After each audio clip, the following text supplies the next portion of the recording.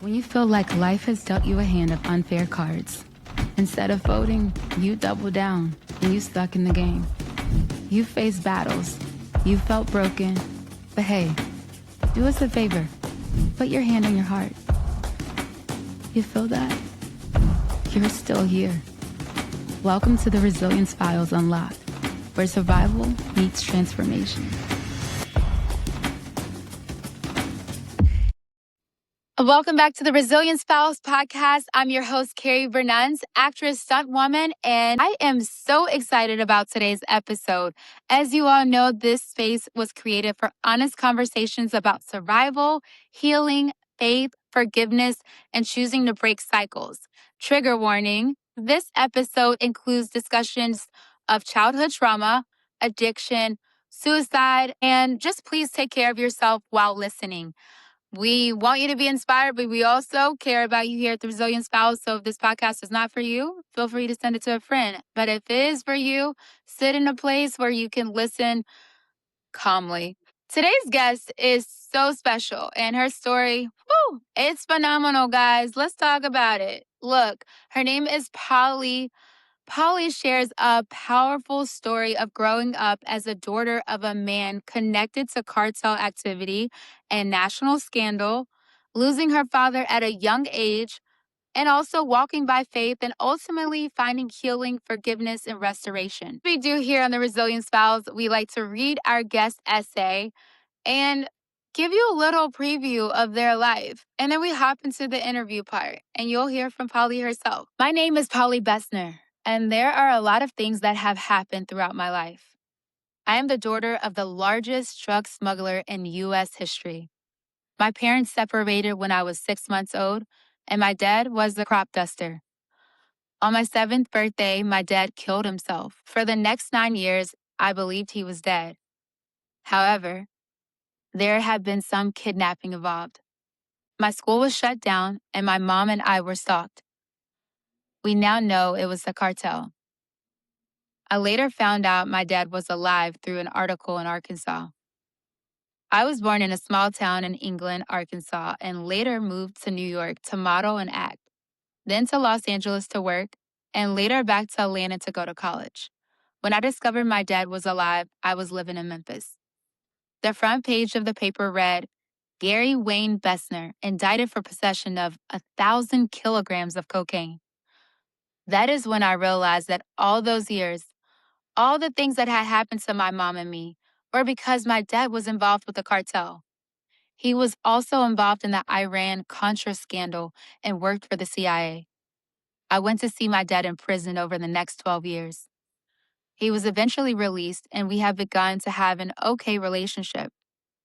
However, because of my daddy issues and the fact that I had not done any healing yet, I chose my first husband, who was a lot like my father. He was also a drug addict.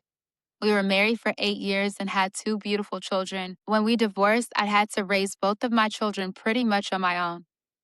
The beautiful thing is that he and I are best friends now. He is recovered and we all have a good relationship.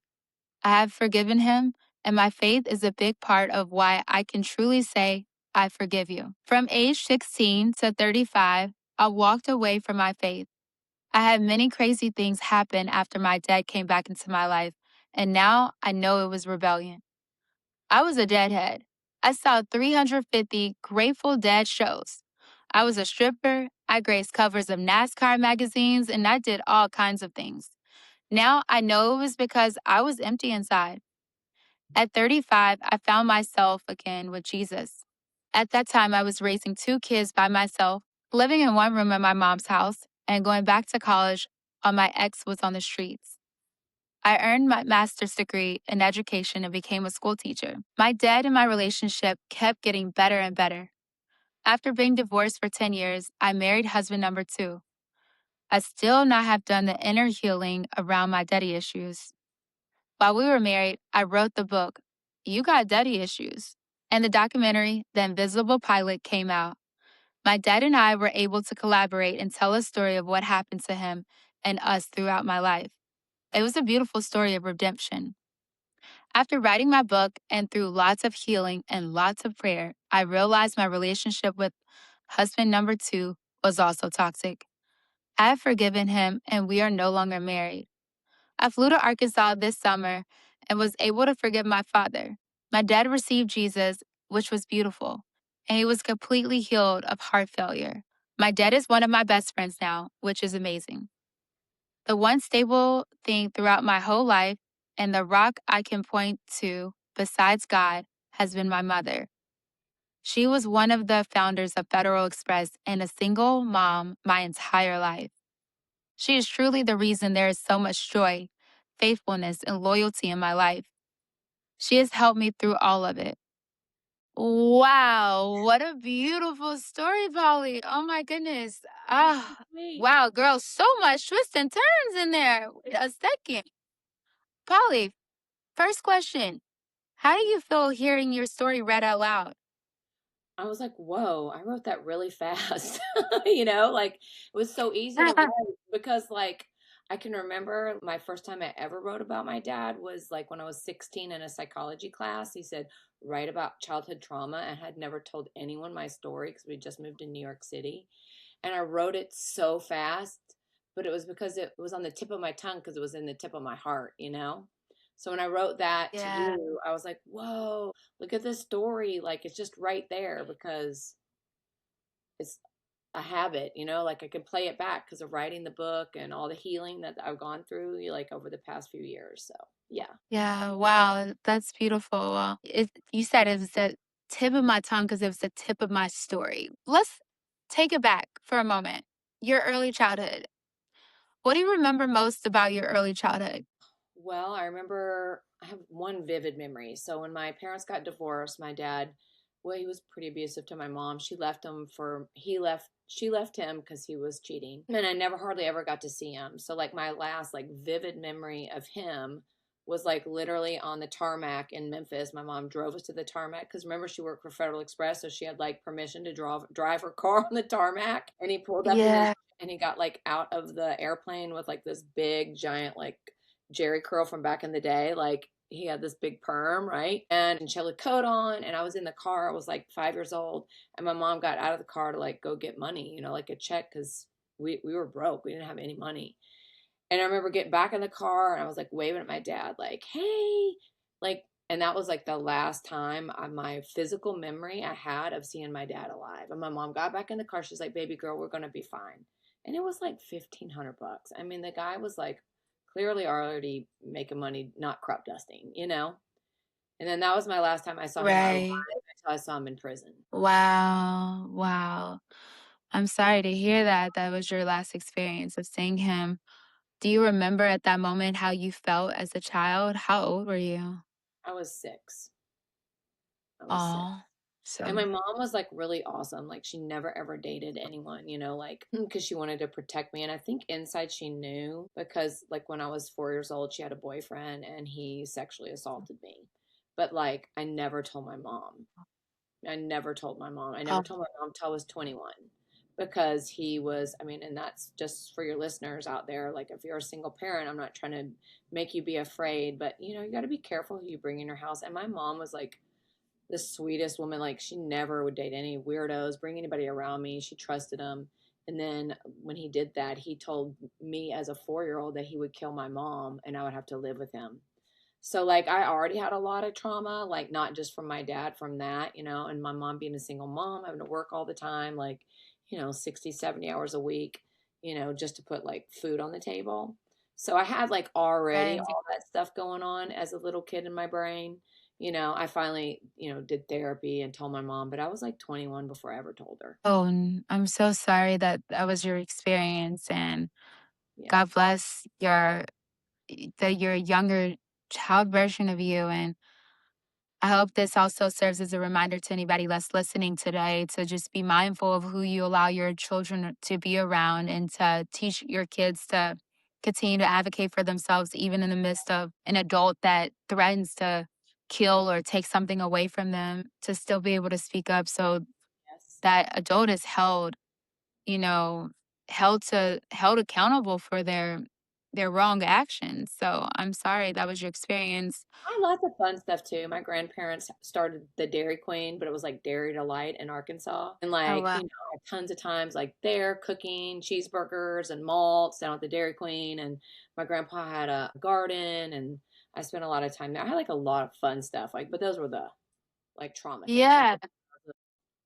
For sure. And I think that two things can coexist at the same time. You can also have a fun life and also go through trauma and things that shouldn't exist have existed or you carry with you, And, at the end of the day, you're still a child and you're still learning the world and trying to understand who do you place your trust to? Where's your space? Where's your voice in this world? So I still, yeah. I still extend my love there. Oh my gosh.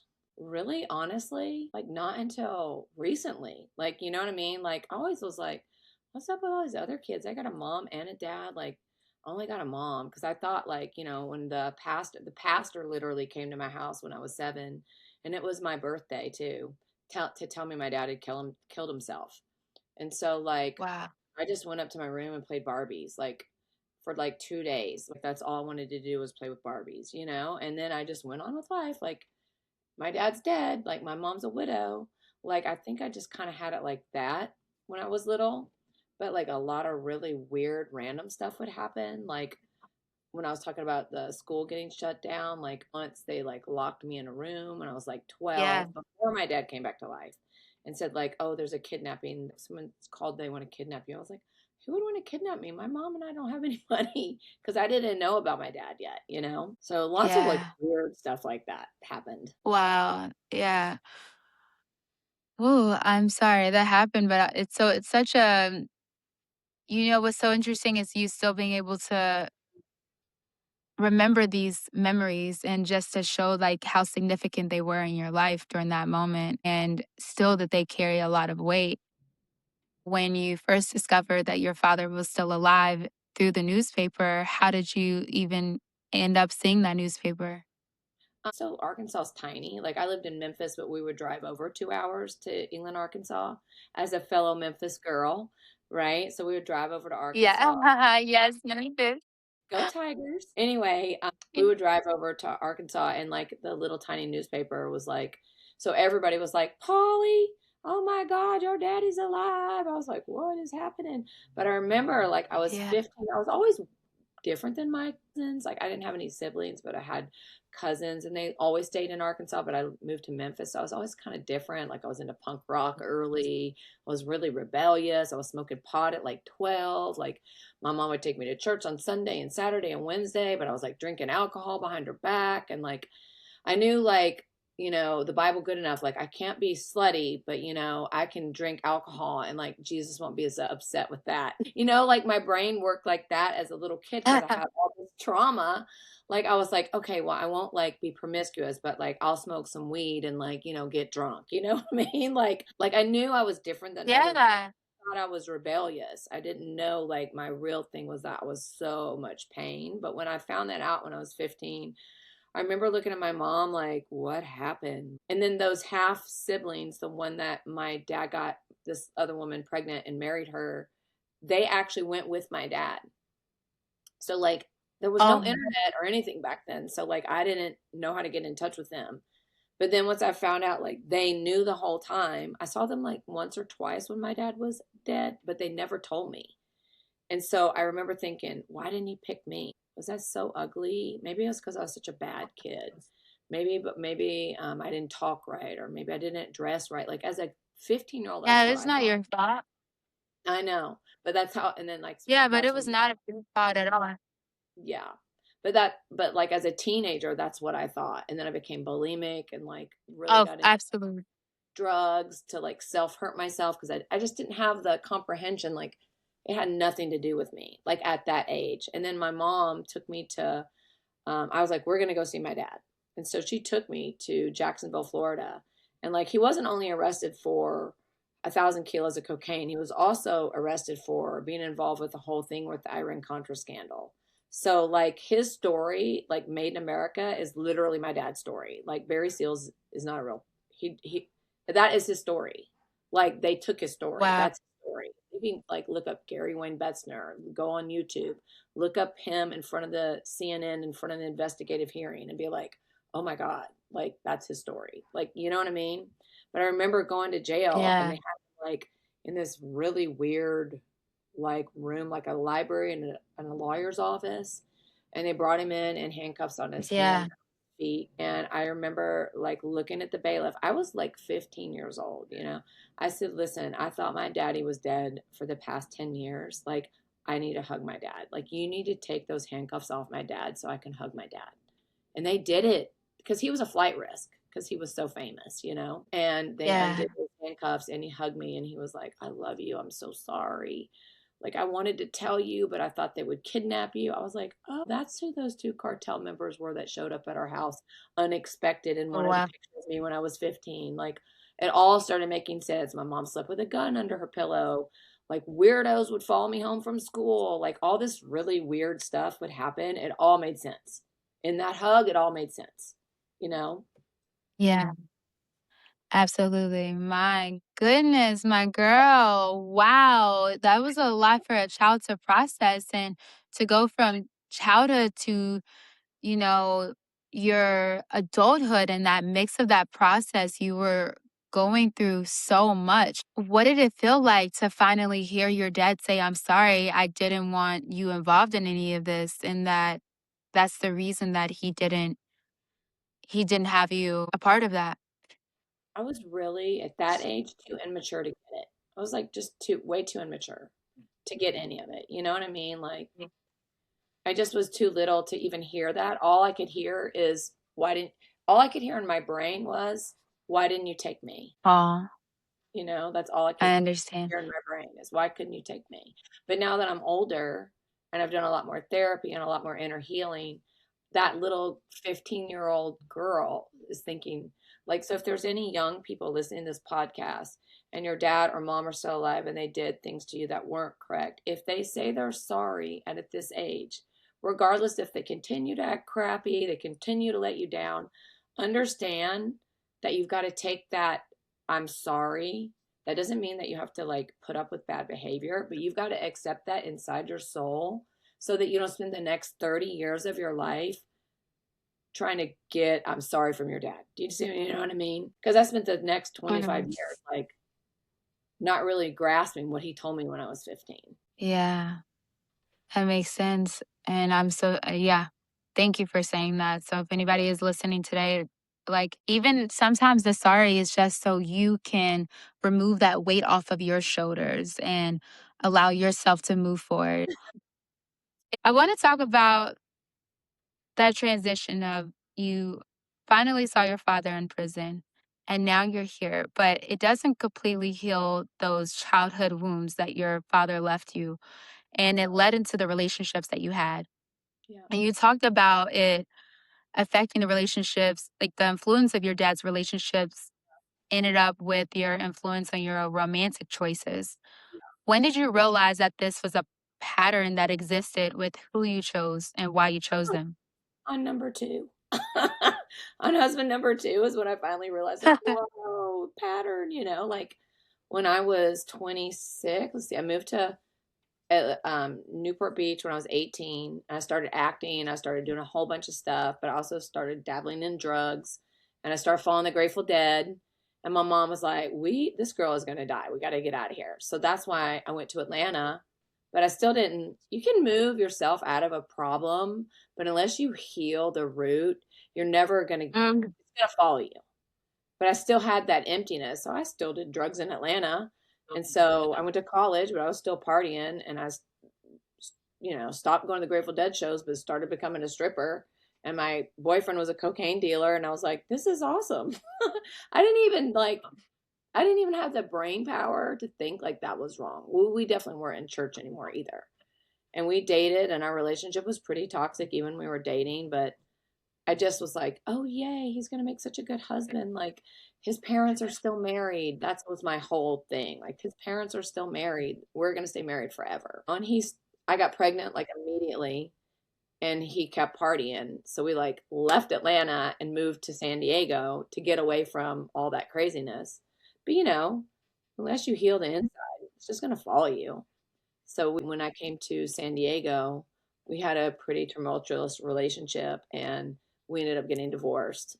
And that's when I moved in with my mom and he kind of had a drug problem and I became a single mom for real with no income coming in. Stayed single for 10 years, lived at my mom's for 7 years with both kids, and like went back to school full time, became a school teacher. Like I was a sole breadwinner and thank God for my mom. But then when number two came along, I still hadn't done a lot of therapy. I still hadn't really grasped like who I am as a person or who God created me to be or any of those things. I Mhm. was in survival mode. I was like, yay, he loves me. He wants to move me out like a Prince Charming. So I didn't even like take time to smell the fruit. Do you know what I mean? Like when you're dating, you need to see if there's fruit there. Like, is he stable? Does he have an income? Does he love God? Does he have the same values you have? Does he have a good relationship with his family? Like, girl, Google him.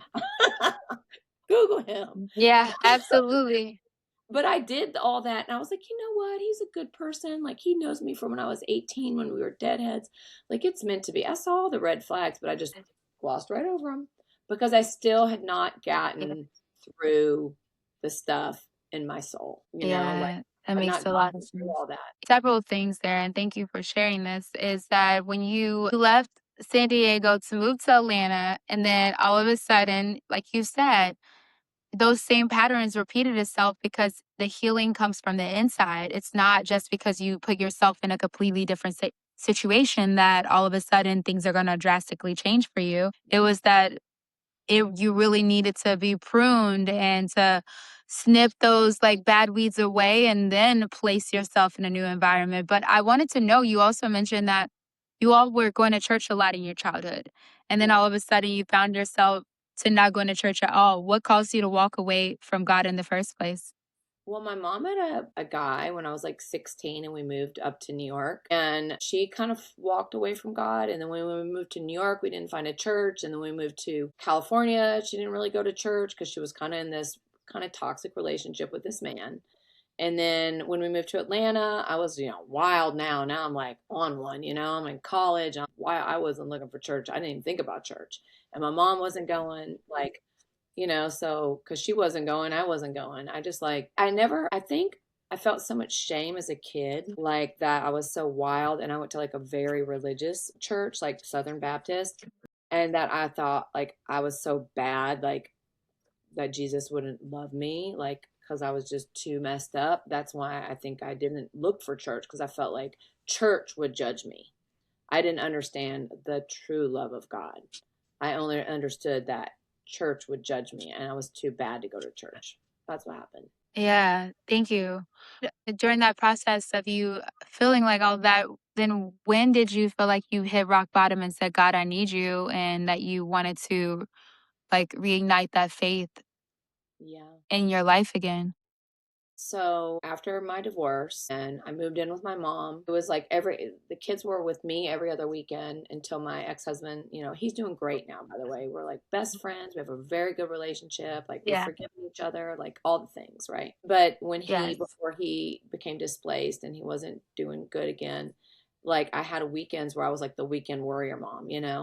And I went out one weekend, I had a boyfriend and like I didn't have the kids and I took a bunch of drugs. Like I just thought I was having a good time. I did like cocaine, ecstasy, like anything I could get my hands on.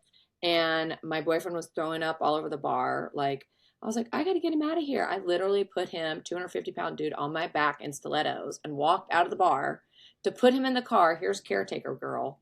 Put him in the car so nobody could find him. And I died. I died. I died. I went like left my yeah, I died on the sidewalk and the last thing I remembered was like looking down at my body in the ambulance and all these people were crying and I woke up in the hospital room with like tubes down my throat and they're like she's here. Like I Wow. remember like the light coming to my eye. She's here. I was like what is happening? Because I had the thing down my throat and they're like oh you've been dead on and off all night. I was like oh. And so they took the thing out of my throat, and the minute they left the room, like found some clothes in the corner because they weren't mine because they had cut all my clothes off, and I like ran to church because Yeah. I had been taking the kids to church every other weekend. Like I was still doing church, you know what I mean? I wasn't like walking it; I was doing it. But I was showing up on Sunday for my kids, but Right. I wasn't doing it for me. And I remember seeing my pastor, and he came Yeah. up to me, he just grabbed me. He had no idea, and I had like bruises on my chest, like he couldn't see them. Right, my eyes must have been like this. And he was like, Polly, when are you going to stop getting so close to God and what purpose He has for your life, and going down here? You know, one of these days you just might die. I was like, how did he know that? That was it. That was it. I was like, that had to be the Holy Spirit because nobody told this guy I was literally dead last night, you know? And then that Yeah. walk of faith back with the Lord, you know? I mean, I haven't had any mess ups like Yeah. that in the last 20 years, but definitely, yeah. Wow. Yeah.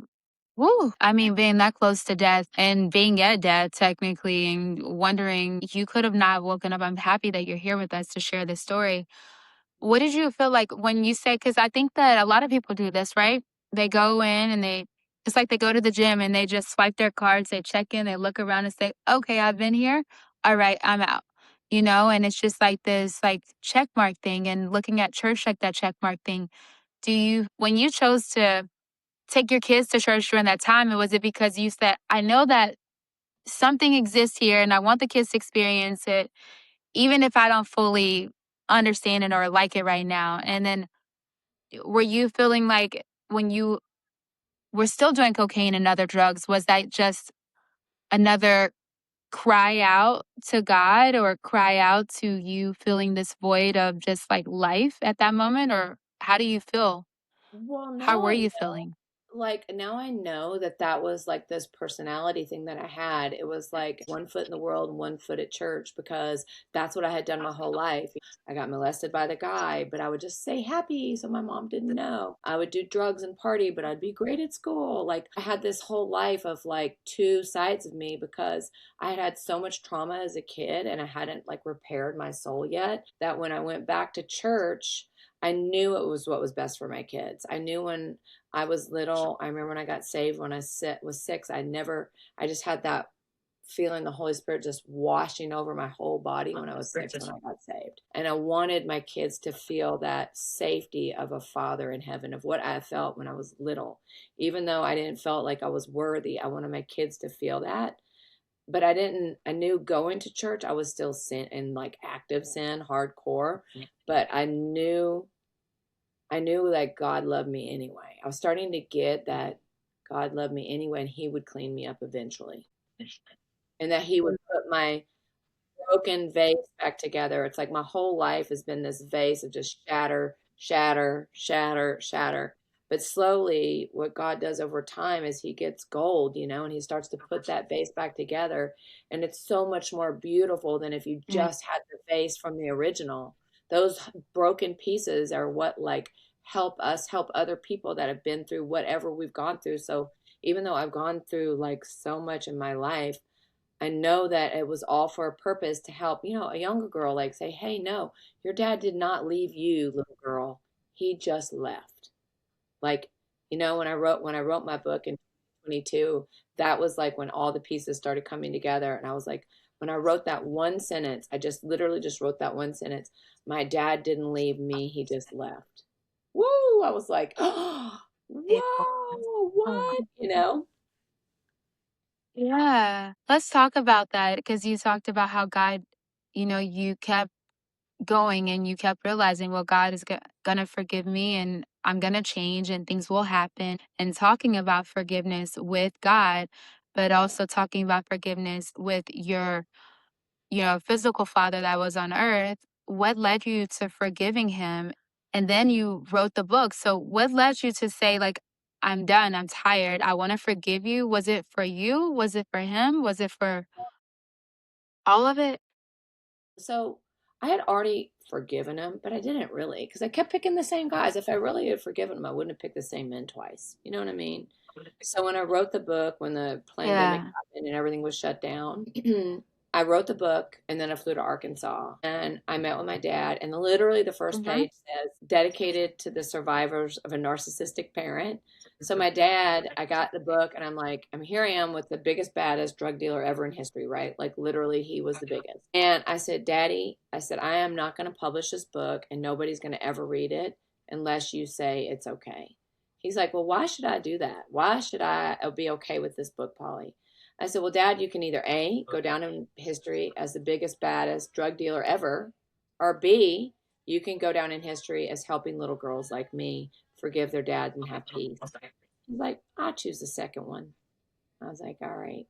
And then this summer, and then that was the beginning. And then when he was really sick, this past August, my ex-husband, my kid's dad, bought my plane ticket to go home because I'm a school teacher and I don't have a whole lot of money, And I flew home and my dad was like laying in the hospital bed. And he's like, why are you here? I go, because I love you, Dad. He's like, nobody else came. I mean, he's got a great wife, but she was, tired. And he goes, will you lay down next to me? I thought, this is so weird. And my dad, he's like, I just want to tell you, Polly, he's like, I am so sorry for what I did to you. Like, will you ever forgive me? Like, I just wanted to know you. And oh my God, even just like thinking about him saying that to me, when he said, please forgive me, I missed all these times. I knew that he had more regret than I ever did. And like, I totally forgave him. And it's like my heart got healed that night. And then the next morning is like when he accepted the Lord for himself and they gave him a week to live. And I got the like gift to be able to pray for my dad. And he was completely healed that night. His swelling in his feet went down. They did an EKG of his heart that night. The doctors came in the next morning. They said, we don't know what happened. His EKG is perfect. He can go home. Like he was supposed to die that weekend. This was like 9 months. Wow, look at God. Wow. So yeah. You know what? I think that the forgiveness wasn't approval per se, but it was a release, and it was designed that you needed to be there at that moment. And I'm so happy that your father was being able to be gifted with your presence because you didn't have to forgive him. You didn't have to show up, but you did. And I just want to say, like, I think that's so beautiful. If somebody is listening today and they may be wondering, like, if they should restart a relationship with their father or if they should forgive them or maybe their mother, whoever that was for them, and they're going to hear your story and they're gonna maybe feel led to finally forgive and just to imagine that your prayer, like it took your prayer to set everything free. But also like you said, your father carried so much as well. And he couldn't express it, but at that moment, God knew what needed to happen. Yeah. Well, he was I very want to know, Polly, what so sorry, say that again. dad was super abused by his father when he was younger. So like he had so much unresolved pain inside himself. You know what I mean? It was cyclical for him. So I Yeah. knew that. So yeah. Wow. Polly, if you could speak to your younger self, Yeah. now that you've known all of this that you've been through, but at the time you were very afraid and you were confused and you were alone and you were asking God why, right? But if you Yeah. could speak to your younger self right now, what would you tell her? You know that song called Dear Younger Me? I literally just preached at a church like about 3 weeks ago, and I had all the women write a letter to their younger self. So I encourage your podcast viewers Yeah. to write a letter to their younger selves, forgiving yourself. I would tell Mhm. little Polly that I was named after my grandmother, that you were wanted, you were chosen, you were always loved, you're protected. It's not your fault.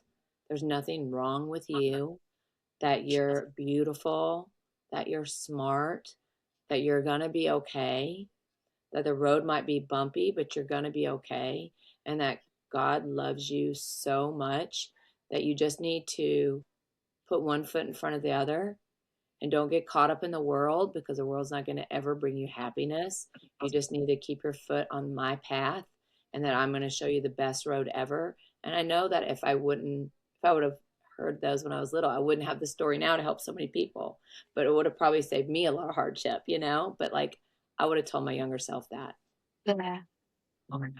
So beautiful. I think your story definitely shows us not only where we can start and that the time is now, but that healing is possible no matter what stage of life you're at. You wrote a book, and I want you to tell us about that book and how we can access that book and who was this book for, younger Polly, or who was this for? I'm sure it's for everyone, I that know are who it was experiencing for. things like this. But tell us more.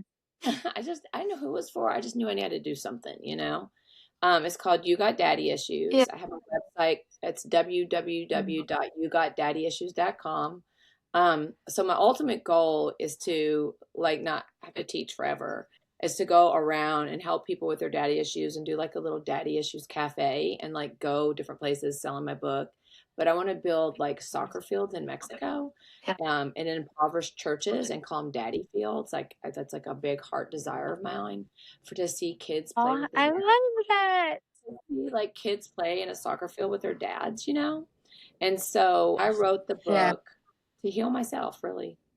And in that healing process, I know that people reading it'll heal them too. Yeah, it definitely will.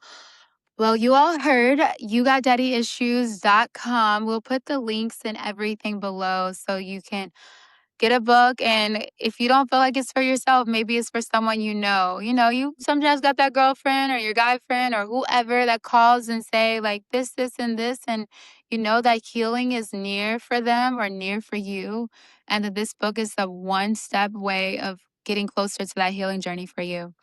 If you're listening to this story and you're carrying family wounds, you're not doomed to repeat them. You can be the one who breaks the cycle, like Polly has. Oh. Know that you are loved and that you are cared for. And Polly, any last words that you want to leave the listeners today? Yeah, two. You can watch the documentary about my dad called The Invisible Pilot, and I'm in it. It tells like his whole crazy adventure story. Like that's the adventure side. So watch that. Yes. But the biggest thing I can tell them is wherever you are in your life, whether you're 12, you're 6, you're 80, let your mess, whatever mess is happening in your life, be your message to set other people free. That's your goal in life, right? Mm. Let your mess be your message to set other people Hmm. free. That's the goal. I love that. Let your mess be your message to set other people free. That's so beautiful. Where can we find your the documentary? Where is it located? Like Hulu, Netflix, YouTube, it's everywhere. Amazing. But we'll put the links below for anyone. Hopefully everyone goes and watch the documentary. Let's tune in. Let's support Polly and sharing her story that's impacting the world. If this episode has impacted you, or if you know it would definitely inspire and impact another person, share this episode with someone who needs hope. Follow the Resilience Files Unlocked on anywhere social media takes place and wherever you are listening. And feel free to email us at resifiles@gmail.com if you have a resilient story. We appreciate Polly for being here on this episode with us. Yeah, send this to someone that needs it. I'm Carrie Vernunz. This has been the Resilience Files Unlocked. Thank you and have a great day.